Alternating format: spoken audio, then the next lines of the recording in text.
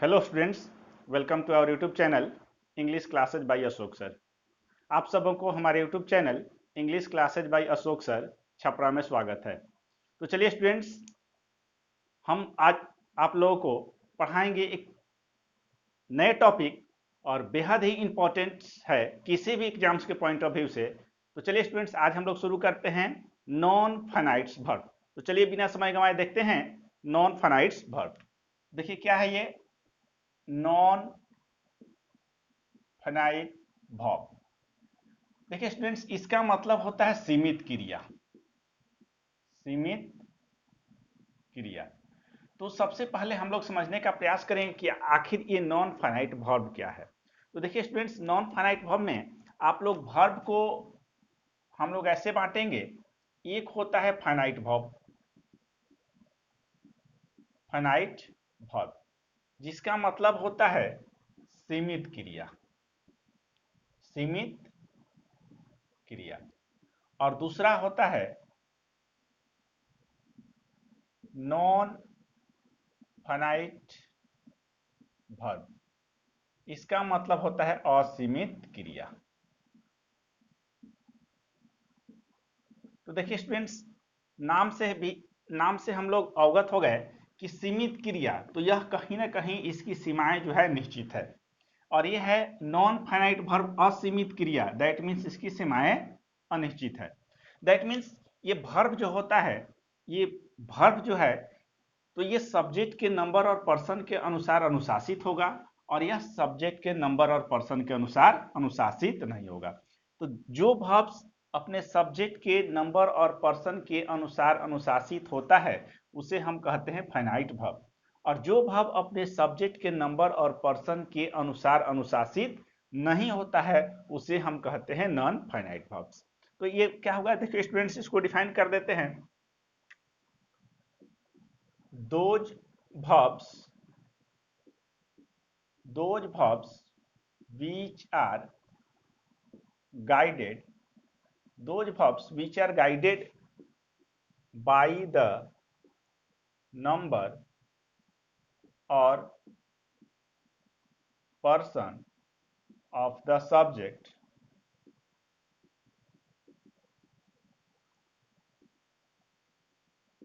is called finite verb.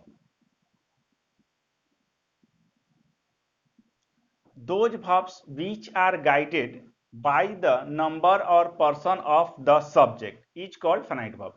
मतलब ऐसी क्रिया जो अपने सब्जेक्ट के नंबर और पर्सन के अनुसार अनुशासित होती है। देखिए स्टूडेंट्स, इसका हिंदी आप लोग लिख लीजिएगा। वैसी क्रिया जो अपने सब्जेक्ट के नंबर और पर्सन के अनुसार अनुशासित होती है उसे हम फाइनाइट वर्ब कहते हैं। और इसी के अपोजिट हो जाएगा इसमें those verbs which are not guided by the number or person of the subject is called non finite verb. और इसका क्या हुआ, sorry, are called non finite verbs. इसमें भी कर दीजिएगा, क्योंकि इधर प्लूरल है, आर कॉल्ड फाइनाइट वर्ब्स। अब देखिए, तो इसमें क्या हो जाएगा, यहां भी देख लीजिएगा कि those verbs which are guided by the number और person of the subject are called finite verbs. मतलब ऐसी क्रिया जो अपने सब्जेक्ट के नंबर और पर्सन के अनुसार अनुशासित होती है उसे हम फाइनाइट वर्ब कहते हैं। यहाँ हो गया those verbs which are not guided by the number और person of the subject are called non finite verb. मतलब वैसी क्रिया जो अपने सब्जेक्ट के नंबर और पर्सन के अनुसार अनुशासित नहीं होती है उसे हम कहते हैं नॉन फाइनाइट वर्ब। स्टूडेंट्स, आप लोग इसके हिंदी लिख लीजिएगा, जो हिंदी हम बोलते हैं आप लोग हिंदी लिख लीजिएगा। दोज वर्ब्स मतलब वैसी क्रिया जो अपने सब्जेक्ट के नंबर और पर्सन के अनुसार अनुशासित नहीं होती है। तो देखिए स्टूडेंट्स, पहले हम लोग फाइनाइट वर्ब और नॉन फाइनाइट वर्ब में अंतर समझे। नॉन फाइनाइट वर्ब अपने सब्जेक्ट के नंबर और पर्सन के अनुसार अनुशासित नहीं होती है, और फाइनाइट वर्ब अपने सब्जेक्ट और नंबर के अनुसार अनुशासित होती है। तो चलिए आगे हम लोग देखते हैं, इसके एग्जाम्पल्स लेते हैं।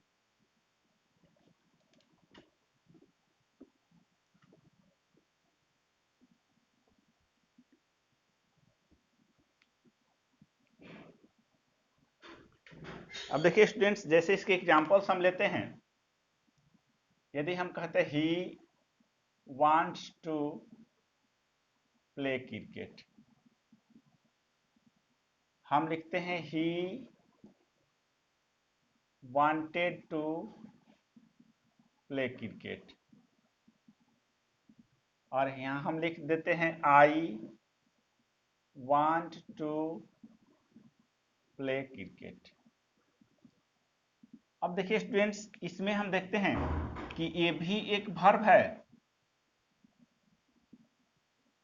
और ये भी एक, देखिए स्टूडेंट्स, ये वर्ब है और ये भी एक वर्ब है। तो देखिए ये जो वर्ब है, ये वर्ब सब्जेक्ट के नंबर और पर्सन के अनुसार चेंज हुआ है। इसमें वांट्स है, इसमें वांटेड है, इसमें वांट है। तो ये सब्जेक्ट के नंबर और पर्सन के अनुसार चेंज हुआ है, लेकिन ये जो वर्ब है अपने सब्जेक्ट के नंबर और पर्सन के अनुसार चेंज नहीं हुआ, इस पर कोई प्रभाव नहीं पड़ा। टू प्ले और टू प्ले, तो ये नहीं प्रभाव पड़ा। इसको हम कहते हैं non finite verb, NFV, non finite verb. तो ये वर्ब का इस पर सब्जेक्ट का कोई प्रभाव नहीं पड़ता है, ना नंबर का प्रभाव पड़ता है, ना टेंस का प्रभाव पड़ता है। लेकिन इस पर, इसको हम कहते हैं फाइनाइट वर्ब, इस पर टेंस का भी प्रभाव पड़ता है और नंबर का भी प्रभाव पड़ता है। तो इस वर्ब पर टेंस का भी प्रभाव पड़ता है, नंबर का भी प्रभाव पड़ता है। इस पर टेंस का भी प्रभाव नहीं पड़ता है, ना नंबर का प्रभाव पड़ता है। तो अब देखिए स्टूडेंट्स, ये जो हुआ ये सबको कहते हैं फाइनाइट वर्ब, इसको कहते हैं नॉन फाइनाइट वर्ब। अब देखिए इसमें हम लोग अंतर समझ गए कि कौन सा फाइनाइट वर्ब है, कौन सा नॉन फाइनाइट वर्ब है। अब आगे देखते हैं, इसको इरेज कर देते हैं।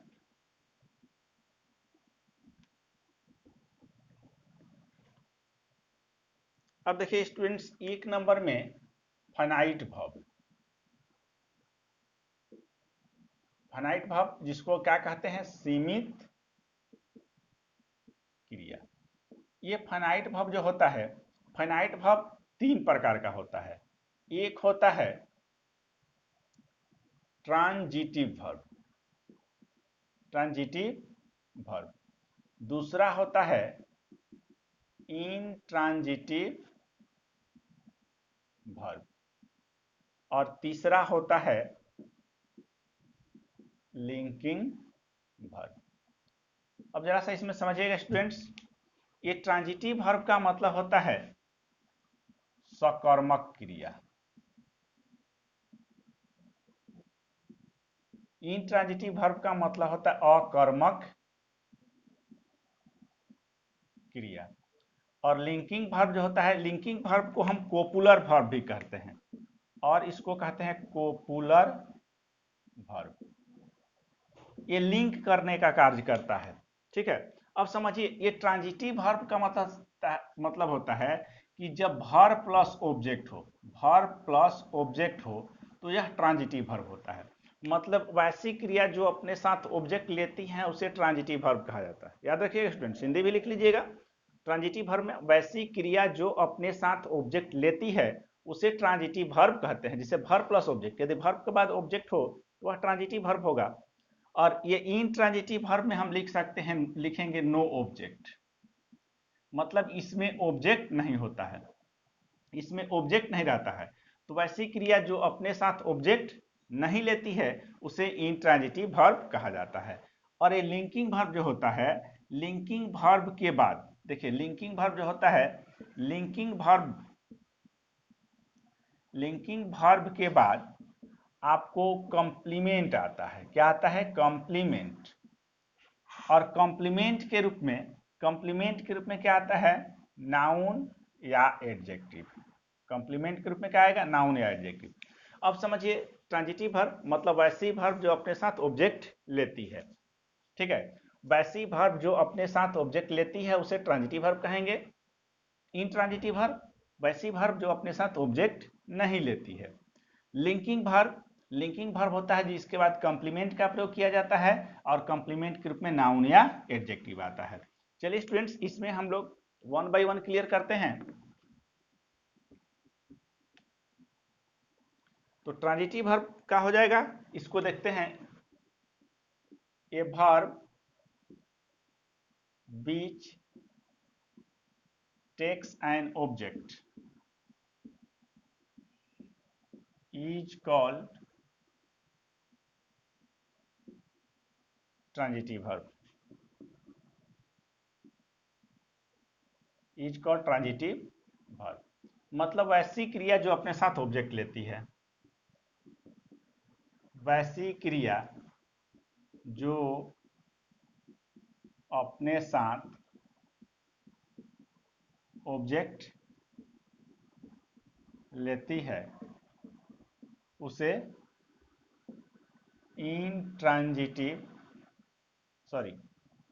उसे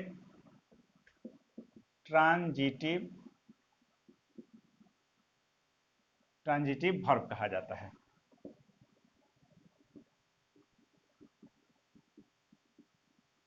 अब देखिए स्टूडेंट्स, इसमें क्या हुआ कि वैसी क्रिया जो अपने साथ ऑब्जेक्ट लेती है उसे ट्रांजिटिव वर्ब कहा जाता है।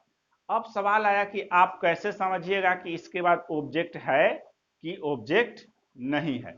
अब देखिए, जैसे मान लीजिए कि हम लिख दिए I enjoy in the party. I enjoyed in the party. अब देखिए ये सेंटेंस भी, देखिए इस तरह ये सेंटेंस जो है अपने आप में ये रॉन्ग है। दूसरा सेंटेंस लिख देते हैं, क्योंकि I enjoy my self in the party, इसमें रिफ्लेक्सिव प्रोनाउन का प्रयोग करना पड़ता है।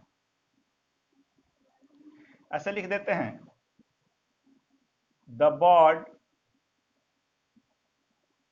Flies in the sky. अब इसमें हमें समझना होगा कि इसमें ऑब्जेक्ट है कि नहीं है। बहुत से बच्चे क्या करते हैं कि वर्ब के बाद वाला समझते हैं कि ये ऑब्जेक्ट ही है। तो देखिए स्टूडेंट्स, पहले आपको प्रत्येक पार्ट को पहचानना होगा। ये देखिए द बर्ड, ये सब्जेक्ट है। ये क्या है? सब्जेक्ट। सब्जेक्ट को पहचानने के लिए जो हमारा वर्ब है, इस वर्ब से हम हु लगाकर प्रश्न करते हैं। ठीक है, हु के जवाब में जो शब्द आता है वह हमारा सब्जेक्ट है। जैसे the bird flies in the sky, मतलब चिड़िया आकाश में उड़ती है। तो इसमें हु लगाकर हम प्रश्न पूछेंगे और उसके जवाब में जो शब्द आएगा वह हमारा उस वाक्य का सब्जेक्ट होता है। हु का मतलब कौन। देखिए चिड़िया आकाश में उड़ती है, तो कौन उड़ती है? तो चिड़िया। कौन उड़ती है? तो चिड़िया। तो चिड़िया हमारा क्या हो गया? सब्जेक्ट। तो देखिए हु लगाकर प्रश्न पूछेंगे और उसके जवाब में आने वाला शब्द उस सेंटेंस का सब्जेक्ट होता है। फ्लाइज अपने आप में वर्ब है। देखिए इस वर्ब से हम दो चीज ध्यान में दीजिएगा। इस वर्ब से हम व्हाट या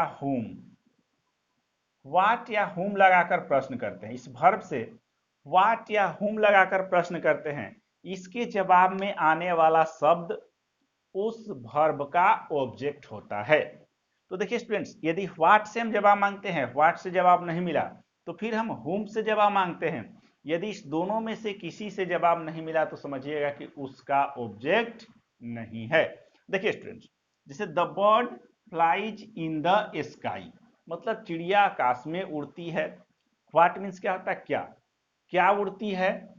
नहीं मिला जवाब। देखिए कौन उड़ती है तब मिला चिड़िया, लेकिन क्या उड़ती है इसका जवाब आपको नहीं मिला। तो क्या से जवाब नहीं मिला? हुम का मतलब होता है किन्हें। किन्हें उड़ती है, तो किन्हें का भी जवाब नहीं मिला।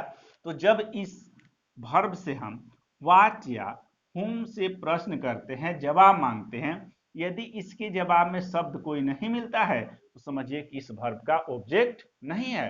और जब इस वर्ब का ऑब्जेक्ट नहीं है तो ये वर्ब हमारा हो जाएगा ट्रांजिटिव वर्ब। क्या होगा स्टूडेंट्स? Transitive verb. और देखिए और व्हाट से आप जवाब मांगते हैं, इसके जवाब में मिलने वाला शब्द हमारा होता है डायरेक्ट ऑब्जेक्ट। क्या होता है? Direct object. लिख लीजिएगा जितने हम समझा रहे हैं। यदि आपको समझ में नहीं आए तो इस वीडियो को बार बार देखिएगा, बार बार देखिएगा तो आपके डाउट्स क्लियर होंगे। और हाँ, यदि जो भी स्टूडेंट्स हमारे यूट्यूब चैनल पर नए हों, हमारे यूट्यूब चैनल को पहली बार देख रहे हों, तो कृपया उनसे अनुरोध है कि हमारे यूट्यूब चैनल को सब्सक्राइब करें और लाइक करें और अधिक से अधिक अपने दोस्तों के पास शेयर करें, ताकि ये वीडियो सारे स्टूडेंट्स के पास पहुंचे और वो सारे स्टूडेंट्स जिनका इंग्लिश वीक है, चाहे वह इंटरमीडिएट की एग्जाम्स की तैयारी कर रहे हों, चाहे 10th के एग्जाम्स की तैयारी कर रहे हो, चाहे किसी कंपटीशन की तैयारी कर रहे हो, एयरफोर्स हो, नेवी हो, सभी जगह ये ग्रामर सेक्शन आपको फायदा पहुंचाएगा। इसलिए आप अधिक से अधिक अपने दोस्तों के पास शेयर करें, लाइक करें और सब्सक्राइब करें। चलिए स्टूडेंट्स, अभी हम आपको क्या बताएं कि ये व्हाट का जवाब जो मिलेगा वह डायरेक्ट ऑब्जेक्ट होगा, और हुम का जवाब जो मिलेगा इसे हम कहते हैं इनडायरेक्ट ऑब्जेक्ट। तो ऑब्जेक्ट भी हमारा कभी कभी डबल आ जाता है, सेंटेंस में कभी डबल ऑब्जेक्ट आता है। ध्यान दीजिएगा, यदि एक ही ऑब्जेक्ट हो तो वह डायरेक्ट होगा, चाहे वह जवाब व्हाट से मिले, चाहे वह जवाब हुम से मिले। लेकिन जब डबल ऑब्जेक्ट हो जाएगा तो एक डायरेक्ट ऑब्जेक्ट और एक इनडायरेक्ट ऑब्जेक्ट होता है। देखिए ऊपर हम मिटाकर आपको समझाते हैं।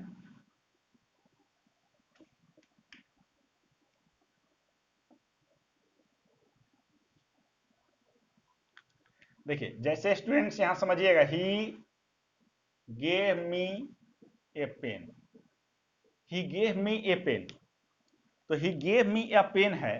तो इसमें देखिए गेव हमारा अपने आप में एक वर्ब है, इससे हम पूछते हैं हु, हु मतलब कौन, कौन, ही गेव मी ए पेन, उसने मुझे एक कलम दिया। तो कौन मुझे एक कलम दिया?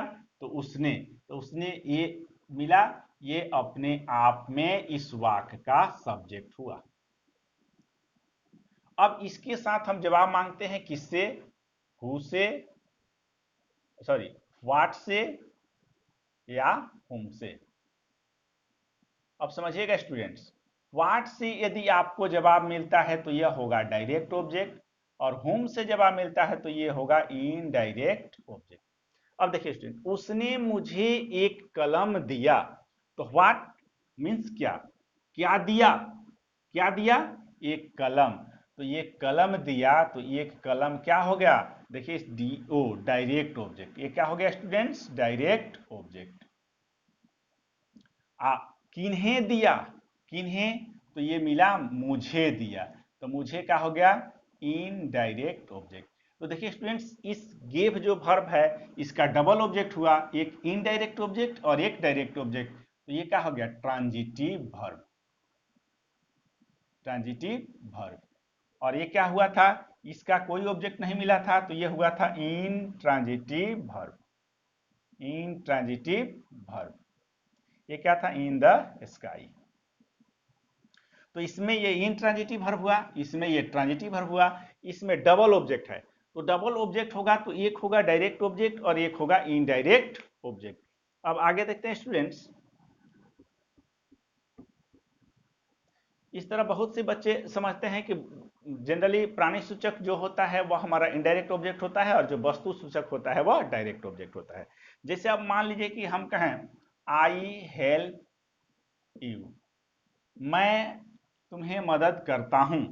तो देखिए कौन मदद करता है? तो मैं। कौन, कौन मदद करता है? मैं। तो कौन का जवाब मिलेगा? तो सब्जेक्ट, तो ये अपने आप में सब्जेक्ट हो गया। उसके बाद ये वर्ब जो है अपने आप में ये वर्ब हो गया। आई हेल्प यू, मैं तुम्हें मदद करता हूं। तो यहां पूछिए इस हेल्प से व्हाट या हुम से, क्या करता हूं? ठीक है, क्या करता हूं? मदद। आई हेल्प, मदद कर, देखिए आई हेल्प यू, मैं तुम्हें मदद करता हूं। तो व्हाट, क्या करता हूं? देखिए जो हमारा हेल्प जो है अपने आप में क्या हुआ? हेल्प हुआ। तो क्या हेल्प करता हूं, क्या हेल्प करता हूं? तो क्या का जवाब नहीं मिला।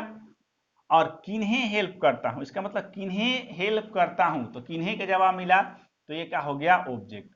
अब ये ऑब्जेक्ट तो हुआ, लेकिन अब सवाल आया कि ये तो जवाब यहां से हम मांगे व्हाट क्या और हुम से, क्या जवाब मांगे व्हाट और हुम से, तो व्हाट में तो जवाब ही नहीं मिला, हुम से जवाब मिला। लेकिन यहाँ एक ही सब्जेक्ट है, तो जब एक ही ऑब्जेक्ट है और जब सेंटेंस में एक ही ऑब्जेक्ट होगा तो चाहे वह जवाब व्हाट से मिले चाहे वह जवाब होम से मिले, ये डायरेक्ट ऑब्जेक्ट ही होता है। तो क्या होगा डायरेक्ट ऑब्जेक्ट, इसको क्या लिखिएगा डायरेक्ट ऑब्जेक्ट। ठीक है स्टूडेंट्स, तो ये ऑब्जेक्ट डायरेक्ट ऑब्जेक्ट हो गया। तो यहाँ ऑब्जेक्ट डायरेक्ट हो या इनडायरेक्ट हो, जब इसका ऑब्जेक्ट है तो ये हो गया ट्रांजिटिव वर्ब, टी भी लिख लीजिएगा इसको ट्रांजिटिव वर्ब।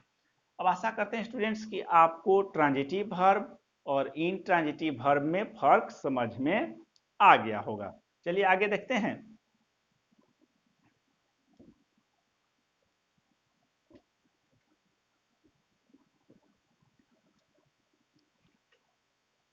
अब आगे आता है आपको इसमें लिंकिंग वर्ब। देखिए लिंकिंग वर्ब और इसको कहते हैं कोपुलर वर्ब। अब देखिए लिंकिंग वर्ब क्या है, आप अभी ध्यान रखिएगा सेंटेंस में यदि इज, एम, आर, वाज या वर, अभी फिलहाल में ही आपको ध्यान रखना है कि ये 5 जो है verb is, am, are, was और वर, ये सेंटेंस में मेन वर्ब का कार्य करे, ये सेंटेंस में मेन वर्ब का कार्य करे तो यह लिंकिंग वर्ब होता है। मेन वर्ब का कार्य करे तो क्या होता है लिंकिंग वर्ब होता है। और इसके बाद कॉम्प्लीमेंट आता है और कॉम्प्लीमेंट के रूप में नाउन या एडजेक्टिव का प्रयोग किया जाता है। इसको लिख लीजिएगा। यदि आपको दिक्कत हो तो हमारी वीडियो को बार बार देखिएगा, इससे आपके डाउट क्लियर होंगे। और नहीं तो इसको मैं हिंदी जो बोल रहा हूँ आप लिख लीजिएगा। यदि इज, एम, आर और वाज और वर सेंटेंस में अकेला हो अर्थात मेन वर्ब का कार्य करे तो यह लिंकिंग वर्ब होता है। और इसके बाद कॉम्प्लीमेंट का प्रयोग किया जाता है। क्या होता है कॉम्प्लीमेंट का प्रयोग किया जाता है और कॉम्प्लीमेंट के रूप में नाउन या एडजेक्टिव ही आता है। अब देखिए स्टूडेंट्स इस कॉम्प्लीमेंट इसकी लिंकिंग वर्ब तो और होता है, जैसे लुक्स हो गया, बिकम हो गया, तो लिंकिंग वर्ब इसके बाद भी बहुत सारे लिंकिंग वर्ब होते हैं। लेकिन पहले आप समझिए कि लिंकिंग वर्ब होता क्या है। जैसे हम कहें सी इज ए नर्स, यदि हम कहते हैं सी इज ए नर्स, देखिए स्टूडेंट्स तो इज में इसमें इज जो है सेंटेंस में अकेला है, तो जब यह सेंटेंस में अकेला हो तो यह मेन वर्ब का कार्य करेगा और तब यह लिंकिंग वर्ब होगा। कौन सा वर्ब होगा लिंकिंग वर्ब। तो ये स्टूडेंट्स हमारा लिंकिंग वर्ब हो गया। और इसके बाद जो आने वाला होगा तो या तो नाउन आएगा नहीं तो एडजेक्टिव आएगा। अब रही बात की लिंकिंग वर्ब हम समझेंगे कैसे। मान लीजिए कि अभी तो फिलहाल में 5 को आपको बताए हैं, तो इसके लिए देखिए इस वर्ब को आप इक्वल के मार्क से रिप्लेस कर दीजिए और सेंटेंस के मीनिंग में कोई चेंज नहीं हो तो समझिए कि वह हमारा लिंकिंग वर्ब होता है। इसको आप बंद कर दीजिए और पढ़िए सी ए नर्स। सी कौन है नर्स, सी कौन है नर्स और नर्स कौन है सी। तो इसमें यदि फर्क नहीं पड़ता सी कौन है नर्स, नर्स कौन है सी, तो इसमें यदि फर्क नहीं समझ हो तो समझिएगा कि ये हमारा लिंकिंग वर्ब होता है। तो ये क्या हुआ स्टूडेंट्स, ये हमारा हुआ लिंकिंग वर्ब। ठीक है। उसी तरह मान लीजिए कि हम कहें सी लुक्स ब्यूटीफुल, सी लुक्स ब्यूटीफुल, यदि आपको चेक करना है कि ये हमारा वर्ब जो है यह लिंकिंग वर्ब है कि मेन ट्रांजिटिव है कि इनट्रांजिटिव है, ये क्या है, तो इसको आप इक्वल के मार्क से रिप्लेस कर दीजिए। इक्वल के मार्क से रिप्लेस करके इसको देखिए बंद कर दीजिए। तो सी ब्यूटीफुल, तो सी क्या है ब्यूटीफुल, ब्यूटीफुल कौन है सी, सी कौन है ब्यूटीफुल और ब्यूटीफुल कौन है सी, मतलब वह सुंदर है, सुंदर वह है। तो सी लुक्स ब्यूटीफुल मतलब वह सुंदर दिखती है मैं, ये लुक्स जो आएगा यह आपका हो जाएगा लिंकिंग वर्ब। और यहाँ आया लिंकिंग, ये लिंकिंग वर्ब के बाद यहाँ आया एडजेक्टिव और यहाँ आया नाउन। तो देखिए स्टूडेंट्स लिंकिंग वर्ब के बाद एडजेक्टिव या नाउन का ही प्रयोग किया जाता है। आशा करता हूं कि आपको हमारा यह वीडियो पसंद आया होगा। आज के वीडियो लेक्चर में इतना ही पर हम समाप्त करते हैं। फिर आगे हम आपको ये लिंकिंग वर्ब तीनों बता दी। इसके बाद हम नॉन फाइनाइट वर्ब में आता है इन्फिनेटिव, जिरंड और पार्टिसिपल का चर्चा करेंगे। तब तक के लिए इतना ही। Thank you for watching this video. फिर हम लोग मिलेंगे नेक्स्ट वीडियो में। तब तक के लिए धन्यवाद।